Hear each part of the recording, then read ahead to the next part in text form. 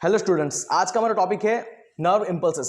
Basically all of you know very well, जो बच्चे biology पढ़ते हैं वो जानते हैं कि जितने भी लिविंग ऑर्गेनिजम्स हैं उसके अंदर एक बहुत ही ज्यादा important characteristic criteria, that's a consciousness. मतलब क्या कि अगर हमें कोई स्टिमुली मिलता है, हमारे सेंस ऑर्गन को कोई स्टिमुली मिलता है तो हम लोग उसको रिस्पॉन्स करते हैं। और ये रिस्पॉन्स कौन करवाता है?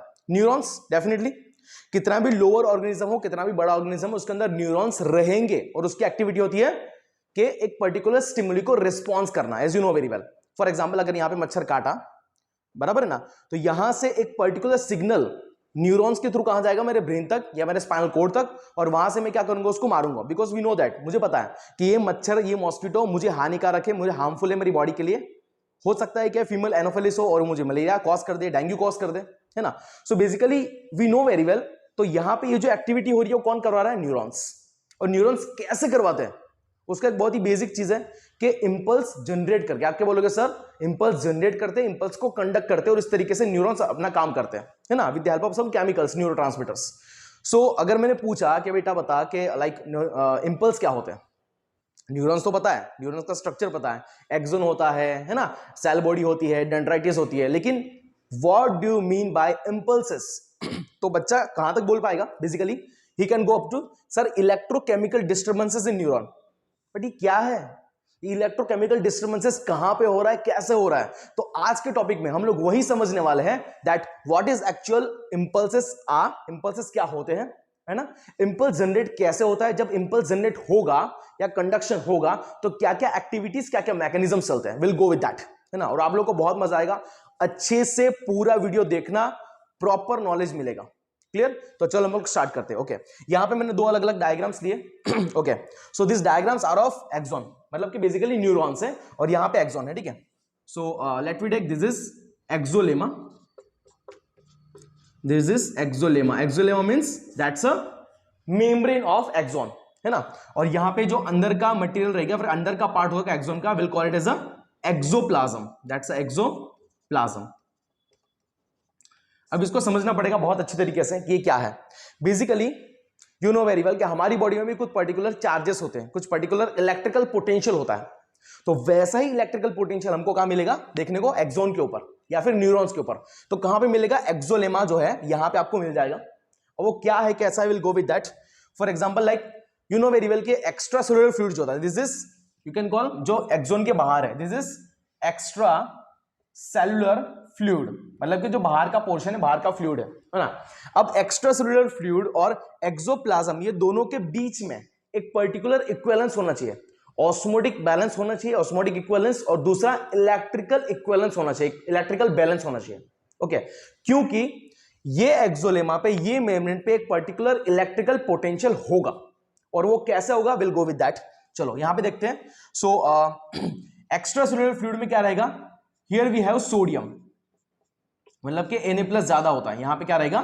विच cation is more? That's a Na+, that is sodium, जो ज्यादा रहेगा with compare to this axoplasm. और एक्सोप्लाज्म में ज्यादा क्या रहेगा? ज्यादा कंसंट्रेशन किसका रहेगा? यहां पे रहेगा कंसंट्रेशन पोटेशियम आयन का। ओके, सो बेसिकली एक्सोलेमा जो है, इनसाइड द एक्सॉन पोटेशियम ज्यादा है, और आउटसाइड द एक्सॉन मतलब कि एक्स्ट्रा सेलुलर फ्लूइड में सोडियम ज्यादा है। बट इफ यू कंपेयर, तो यहां पे दो पोटेशियम है, यहां पे सोडियम ज्यादा है। अगर मैं कंपेयर करूं दोनों को, तो कंपेरेटिव मोड पे मुझे क्या पता चल रहा है? What I need to understand is कि यहां पे बाहर की तरफ जो चार्ज लगने वाला है, that will be positive with compare to this. यहां पे जो चार्ज लगेगा वो क्या रहेगा? पॉजिटिव रहेगा बाहर की तरफ, लाइक दिस। आप लोग को आई होप दिख रहा होगा सबको, है ना। तो बाहर की तरफ मतलब कि आउटसाइड दी मेम्ब्रेन, मतलब कि at the side of axolemma, at the side of axolemma, outside मतलब एक्स्ट्रा सेलुलर फ्लूइड में क्या रहेगा? पॉजिटिव चार्ज रहेगा। अगर मैं इनर चार्ज को कंपेयर करूं तो वहां पे कौन सा रहेगा? At this side we have negative charge. मैं उसको रेड कलर से दिखा तो आपको अंडरस्टैंड हो जाएगा। तो विद कंपेयर टू दिस, यहां पे नेगेटिव चार्ज ही आपको दिख रहा होगा। ठीक है, so this is rest condition, this is what we have, rest condition. ध्यान से इसको समझना।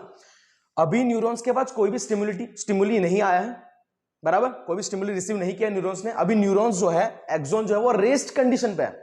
तो यहां पे इसका जो पोटेंशियल रहेगा, ओके, और यू कैन कॉल जो इलेक्ट्रिकल पोटेंशियल रहेगा, that's a electrical potential. Okay, So we are calling this particular electrical potential at the site of your exolemma as a resting electrical potential. क्या बोलेंगे इसको, मैं short में लिखूंगा resting electrical potential. Normally होता है वो -70 मिलीवोल्ट. कितना रहेगा वो normally? -70 millivolt. It should be your resting electrical potential at the site of exolemma. तो नॉर्मल कंडीशन ये होती है जब कोई भी स्टिमुली रिसीव नहीं किया है हमारे न्यूरॉन्स ने. ठीक है. And eight this particular stage, ये स्टेज में हम लोग हमारे न्यूरॉन को, हमारे एक्सोन को बोल सकते हैं that this particular stage is polarised state. This is your polarised state. बराबर, पोलराइज्ड कंडीशन में है. अभी कोई एक्टिविटी नहीं हो रही है. उसका नॉर्मल इलेक्ट्रिकल पोटेंशियल -70 मिलीवोल्ट है. बाहर की तरफ सोडियम ज्यादा, अंदर की तरफ पोटेंशियम ज्यादा. As you know very well, ये चीजें हैं. अब सडनली क्या होता है, देखो मैं फिर से चार्जेस लिख देता हूं यहां पे. अभी पॉजिटिव चार्जेस है बाहर की तरफ. बराबर, ये कंडीशन अभी है क्योंकि बाहर की तरफ एक्स्ट्रा सेलुलर फ्लूइड में सोडियम ज्यादा है और अंदर की तरफ जो रहेगा वो किसका रहेगा, चार्ज ज्यादा. This is -1. ओके, अंदर की तरफ नेगेटिव चार्ज है. This is resting condition. अभी कुछ एक्टिविटी नहीं हो रही है, बट सडनली कुछ ऐसा हुआ कि जिससे ये न्यूरॉन को क्या मिला, एक स्टिमुली मिला. ओके, ये न्यूरॉन को एक स्टिमुली मिला. लेट मी से कि एस स्टिमुली रिसीव किया साइट ए ने. साइट ए ने क्या किया, एस स्टिमुली को रिसीव किया. जैसे ही एस स्टिमुली को साइट ए ने रिसीव किया, यहां का जो उसका इलेक्ट्रिकल पोटेंशियल है वो फ्लक्चुएट करेगा. कैसे करेगा, यहां पे देखो, यू नो वेरी वेल कि यहां पे सोडियम ज्यादा है ना. तो ये जो सोडियम है वो एक्स्ट्रा सेलुलर फ्लूइड से क्या करेगा, इंट्रा सेलुलर फ्लूइड में, मतलब कि एक्सोप्लाज्म के अंदर आएगा. ठीक है. So basically sodium ion channel से क्या करेगा, इनवर्ट, मतलब कि इनफ्लक्स करेगा. This is influx of sodium ion. जब सोडियम आयन इनफ्लक्स करेगा तो डेफिनेट सी बात है कि ये जो चार्जेस है वो फ्लक्चुएट होने वाले हैं. Whatever the charges we have, it gets fluctuate, है ना. और ये चीज क्यों हो रही है पहले मैं आपको बता दूं, क्योंकि यहां पे ये at this particular point, at this particular site we have sodium potassium ATPase. Sodium potassium ATPase करके एक एंजाइम होता है, या फिर आपने सुना होगा proton pump, proton ion sodium ion pump, है ना. तो वो यहां पे होता है और वो एक्टिवेट होता है. जब वो एक्टिवेट होगा तो सोडियम इनफ्लक्स करेगा, सोडियम अंदर आएगा. कहां पे आएगा, एक्सोप्लाज्म के अंदर सोडियम आ जाएगा. ठीक है, ये आपको एक्टिविटी समझ में आ रही है. जब ये कंडीशन होगी तो डेफिनेट सी बात है कि -70 मिलीवोल्ट जो रेस्टिंग इलेक्ट्रिकल पोटेंशियल था वो फ्लक्चुएट होगा. It gets fluctuate up to +20 millivolt. Okay, look, ये फ्लक्चुएशन कितना होने वाला है वो स्टिमुली टू स्टिमुली वेरी करेगा, डिफर करेगा. लेकिन मैंने जस्ट एग्जांपल लिया कि वो +20 मिलीवोल्ट तक जाएगा. ठीक है. जब ये एक्टिविटी होगी, जब सोडियम अंदर आया, तो डेफिनेट सी बात है कि बाहर की तरफ जो पॉजिटिव थे, मतलब कि प्लस जो यू कैन कॉल चार्जेस थे, वो it gets convert to negative. मतलब कि चार्जेस क्या हो जाएंगे, चेंज हो जाएंगे. ठीक है, यहां पे भी चार्जेस में चेंज कर देता हूं. सो बेसिकली जब सोडियम ने अंदर इनफ्लक्स किया, एंटर किया, तो क्या हो गया, ये चार्जेस जो है वो फ्लक्चुएट हो गए, चेंज हो गए. इनिशियली बाहर जो पॉजिटिव था वो नेगेटिव हो गया और नेगेटिव था वो पॉजिटिव हो गया. मैं यहां पे लिख देता हूं फटाफट से, like this, condition will be like this. और बाहर की तरफ हम लोग ले लेते हैं -1, like this.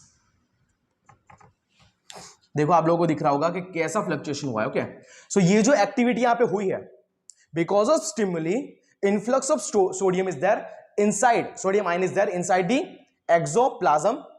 We are calling this particular condition, this particular influx, जिसमें resting electrical potential gets converted to or changes at particular level, उसको हम लोग बोलेंगे depolarization. We are calling this particular activity as a depolarization. That's a depolarization. और इसी को हम लोग बोलते हैं, इसी कंडीशन को हम लोग बोलते हैं, मतलब फ्लक्चुएशन और changes in resting electrical potential to up to certain level because of particular stimuli. इसी को हम लोग बोलते हैं, we are calling this particular thing as a action potential. क्या बोलेंगे इसको, दैट्स अ एक्शन पोटेंशियल. अब ये जो एक्शन पोटेंशियल है वो ए साइड पे अभी जनरेट हो गया है. बराबर, यू नो वेरी वेल. और इसी एक्शन पोटेंशियल को, इसी इलेक्ट्रोकेमिकल डिस्टर्बेंसेस को हम लोग क्या बोलते हैं, impulse. This is impulse. Okay, fluctuation of charges that is, और fluctuation of resting electrical potential को ही क्या बोलते हैं, we are calling it is a impulses. तो ए साइड पे इंपल्स जनरेट हो चुका है और वो अभी ट्रांसफर करने वाला है कहां पे, बी साइड पे, ठीक है। Now what will happen, as you know very well कि हमारी बॉडी में इक्विलिब्रियम होना बहुत जरूरी है, जो ऑटोमेटिकली होता है। जैसे मैंने बताया कि एक्स्ट्रासेल्युलर फ्लूइड और एक्सोप्लाज्म के बीच में इक्विलिब्रियम मेंटेन होना चाहिए, ठीक है, ऑस्मोटिक इक्विलिब्रियम या फिर पोटेंशियल, इलेक्ट्रिकल पोटेंशियल इक्विलिब्रियम। तो ये इक्विलिब्रियम मेंटेन करने के लिए क्या करना पड़ेगा, अगर सोडियम अंदर आया तो पोटेशियम को बाहर निकलना पड़ेगा, है कि नहीं, तभी वहां पे इलेक्ट्रिकल इक्विवेलेंस मेंटेन होगा। क्लियर। तो अब बी कंडीशन तो रेस्ट पे बेचारा, उसको कोई लेना देना नहीं है, तो बी कंडीशन पे क्या रहेगा, बी कंडीशन पे क्या रहेगा, यहां पे पॉजिटिव साइन है बाहर, मतलब के पॉजिटिव साइन नहीं बोल सकते, पॉजिटिव चार्ज है बाहर की तरफ और अंदर की तरफ क्या है, नेगेटिव चार्ज। आई थिंक आप लोगों को पता चल रहा होगा कैसा है क्या है। यहां पे बाहर की तरफ पॉजिटिव, यहां पे नेगेटिव, बिकॉज ये रेस्ट कंडीशन में, ये साइड कैसी है, रेस्ट कंडीशन में। अभी यहां पे डीपोलराइजेशन हुआ है, लेकिन यहां पे ये स्टेट कौन सा है, पोलराइज स्टेट है, ठीक है। इसको अच्छी तरीके से आप लोग समझना बहुत ज्यादा इंपॉर्टेंट है। अब यहां पे क्या होने वाला है, फ्लक्चुएशन होगा, चार्जेस का चेंजेस होने वाला है, ओके। मतलब के ये जो चार्जेस है, बाहर के जो चार्जेस है, it will fluctuate like this and it will fluctuate like this, okay. Fluctuation of charges यहां पे होने वाला है, ओके। मतलब जो पॉजिटिव चार्जेस है वो यहां से बी साइड पे जाएंगे और बाहर के जो बी साइड के पॉजिटिव चार्ज है वो आउटसाइड ऑफ ए पे जाएंगे, ठीक है। तो ये जो फ्लक्चुएशन होगा, ये फ्लक्चुएशन से क्या होगा कि यहां का जो इलेक्ट्रिकल डिस्टर्बेंसेस है वो अभी स्विच कहां हो जाएगा, बी पे, ठीक है। और बेसिकली अभी ये कैसे होगा, it can be happen by the potassium, जब पोटेशियम आयन जो है वो बाहर निकलेगा, जब पोटेशियम आयन क्या होगा, बाहर निकलेगा, एट दैट टाइम यहां पे फिर से क्या होगा, यहां पे फिर से पोलराइज स्टेट मेंटेन हो जाएगी और यहां पे क्या होगा, यहां पे इनफ्लक्स ऑफ सोडियम हो जाएगा।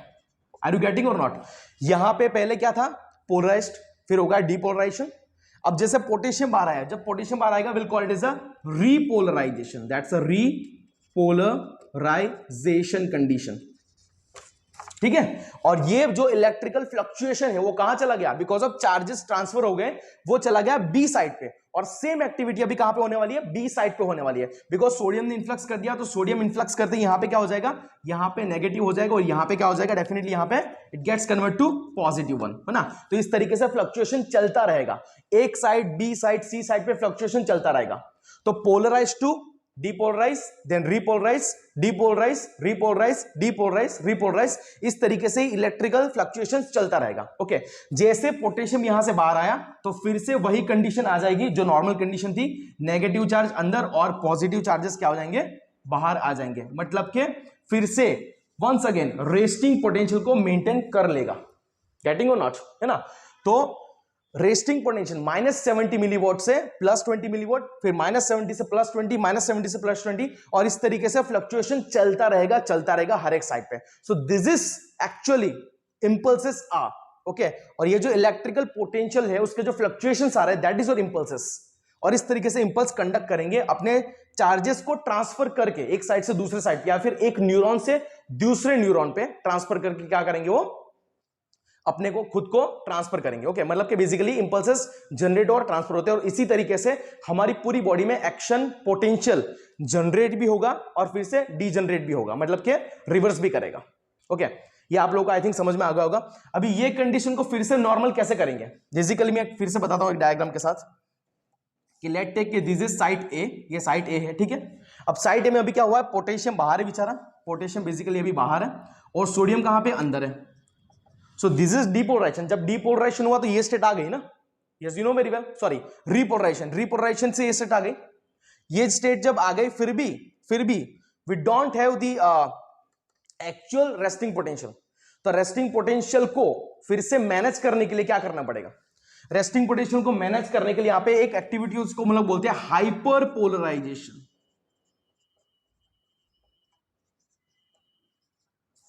बेसिकली सोडियम जब अंदर आया तो इलेक्ट्रिकल डिस्टर्बेंसेस आया, दैट इज डीपोलराइजेशन। उसे बैलेंस करने के लिए पोटेशियम बाहर गया, दैट इज रिपोलराइजेशन। लेकिन फिर भी रेस्टिंग पोटेंशियल ऐसे जो चाहिए था, वो मतलब चाहिए था -70 मिलीवोल्ट, वो एग्जिस्ट मतलब अपने को मिला नहीं, वो है ना। तो अब कैसे मिलेगा, with the help of this hyper polarisation activity, है ना। और उसमें क्या होगा, वंस अगेन पोटेशियम इनफ्लक्स करेगा और सोडियम आउटफ्लक्स करेगा, बाहर जाएगा, ओके। और इससे फिर से क्या होगा, -70 मिलीवोल्ट जितना पोटेंशियल एज इट इज फिर से अपने को मिल जाएगा। तो एक्टिविटी कैसी चल रही है समझना, पहले पोलराइज स्टेट, जैसे स्टिमुली मिला तो सोडियम अंदर गया, दैट इज डीपोलराइजेशन, उसको बैलेंस करने पोटेशियम बाहर आया, दैट इज रीपोलराइजेशन। ओके, और वही फ्लक्चुएशन अभी ट्रांसफर हो गया बी साइड पे।